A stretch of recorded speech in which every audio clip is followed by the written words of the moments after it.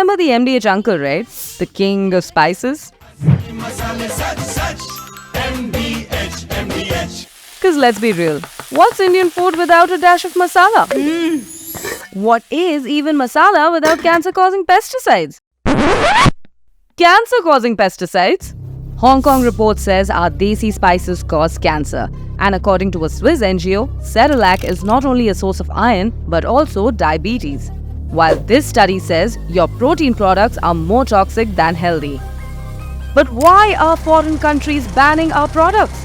Is this an attack on Indian brands? Does the cancer spice look like the one from Dune? Has the government checked these claims? And have these companies been penalized? The government is researching the root cause of all this. But we already know.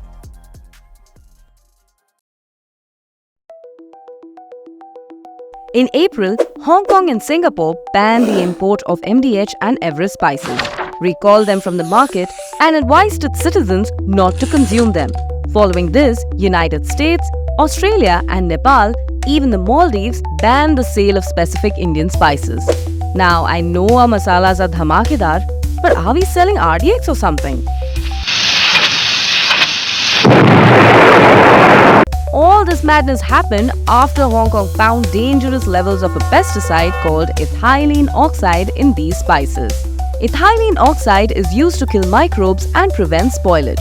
But get this, the International Agency for Research on Cancer has classified it as a Group 1 carcinogen, meaning it can directly cause cancer.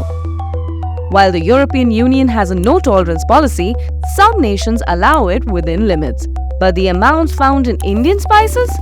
Way beyond those limits. Another headline shocked the whole nation. We will talk about two Nestle products. Cerelac, which is sold as baby food for children between 6 months and 2 years, and Nido, a milk powder for infants above the age of 1. The WHO and even Nestle advised against added sugar for kids under 3. Yet, a Swiss NGO found that Cerelac in India contains a whole 2.7 grams of added sugar per serving. But in developed nations, same products, same name, zero added sugar. Such a diet for children increases the risk of obesity, tooth decay, nutrient deficiencies, and insulin resistance. It can also lead to sugar addiction or diabetes. On the other hand, Dr. Rabi, also known as the Liver Doc, is renowned for sharing medical research and questioning brands on their products. When he conducted a self-funded analysis of 36 popular protein supplements, we found that 70% of them were mislabeled, with 10 to 50% lower protein content than what was advertised. 14% were contaminated with fungal toxins and 8% had pesticides. Some were even deemed liver damaging. While high-quality protein is highly beneficial for your body, brands often mix them with various ingredients that can be harmful for your body. Before we talk about what the government is doing, we need to understand the danger. In the last 4 years, food safety authorities in the European Union have found contamination in 527 products linked to India. Revant Himatsingka, popularly known as Food Farmer, has been tirelessly calling out brands. Chips में palm oil, biscuit में palm oil, noodles में palm oil, bread में भी palm oil, chocolate में palm oil, नमकीन में palm oil, ice cream में भी palm oil. And we can see the same trend. MDH and Everest report came from Hong Kong, and the study on Cerelac was from a Swiss NGO, The Public Eye, and the International Baby Food Action Network, and independent studies, influencers, and doctors raised other cases.